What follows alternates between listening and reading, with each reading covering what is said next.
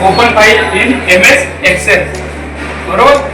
import data, navigate within workbooks. मग आता याच्यात आपल्याला काय करायचं आहे, पहिलं आहे open file in MS Excel. आता MS Excel कसं ओपन करायचं,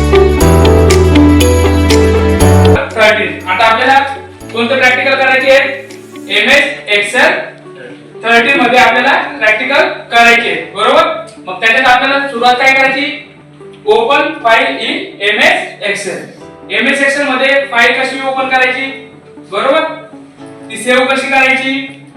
त्याच्यानंतर MS Excel मध्ये दुसऱ्या फॉर्मॅट मधला डाटा, वर्ड मधला डाटा, एक्सेस मधला डाटा आपल्याला MS Excel मध्ये इम्पोर्ट कसं करायचं ते पाहिजे. त्याच्यानंतर नेव्हिगेट विदिन वर्कबुक, म्हणजे आपल्या वर्कबुक मध्ये आपल्याला त्याच्यात सेव्ह फाईल सेव्ह करायची, सेव्ह एज करायची, copy cell, copy paste cell address, हे सगळं आपल्याला आपल्या त्या वर्कबुक मध्ये आपल्याला सुरुवातीच्या प्रॅक्टिकलला 3. त्याच्यानंतर इथं आपल्याला टॅब दिसतात, फाईल, होम टॅब.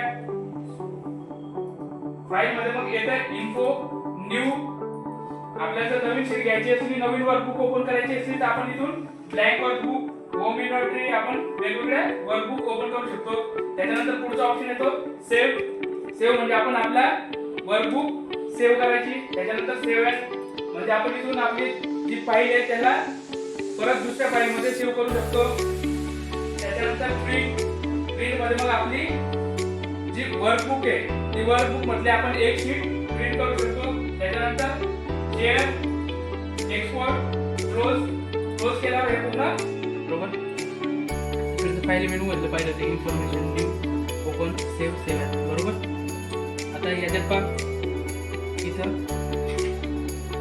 हे आपली वर्कबुक आहे, बरोबर. आणि या वर्कबुक मध्ये ही आपली शीट 1, बरोबर.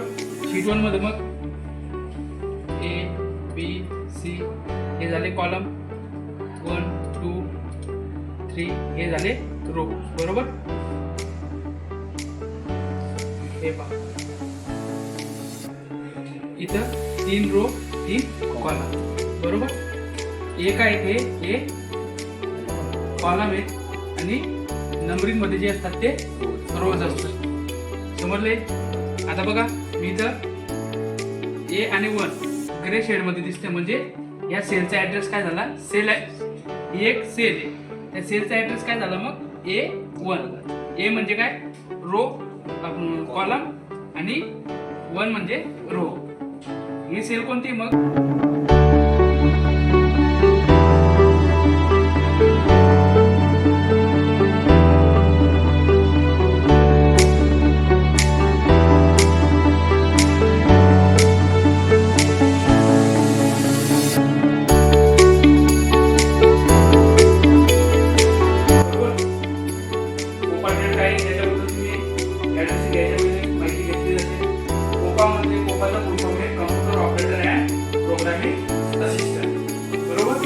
आपलं कोपा सिलेबस NSTF लेवल 3, बरोबर.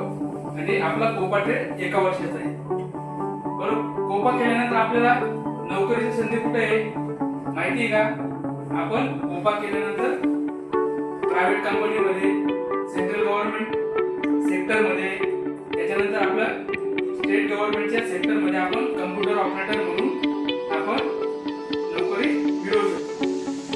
त्याच्यानंतर सेंट्रल गव्हर्नमेंटचं म्हणायचं तर आपण रेल्वेमध्ये पण कम्प्युटर ऑपरेटर म्हणून लागू शकतो. DRDO मध्ये तिथं पण आपण कम्प्युटर ऑपरेटर म्हणून लागू शकतो.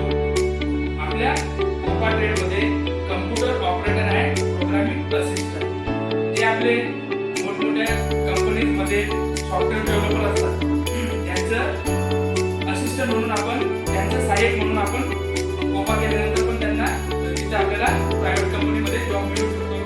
त्याच्यानंतर आपलं कोपा ट्रेड केल्यानंतर 1 वर्षाची अप्रेंटिसशिप असते. अप्रेंटिसशिप करून मग तुम्ही पुढे CTI करू शकता. CTI करून तुम्ही ITI मध्ये निदेशक म्हणून लागू शकता.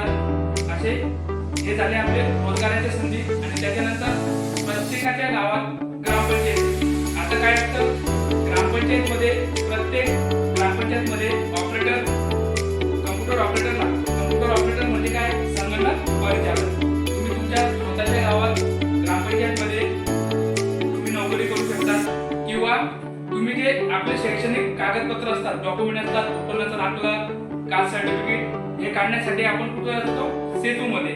सेतू केंद्र पण CSC सेंटर असतं, त्याच्यासाठी पण एक कम्प्युटर ऑपरेटर म्हणून आपण कोपा केल्यानंतर CSC सेंटर टाकू शकतो. ऑनलाईन फॉर्म भरायचे आपण स्वयंरोजगारासाठी कम्प्युटर सेंटर चालू करू शकतो. आता भरपूर ठिकाणी ST डेपो, MSCB विभाग या ठिकाणी पण तुम्ही कम्प्युटर ऑपरेटर म्हणून नोकरी मिळवू शकता. त्याच्यानंतर आता प्रत्येकाच्या घरात कम्प्युटर आहे.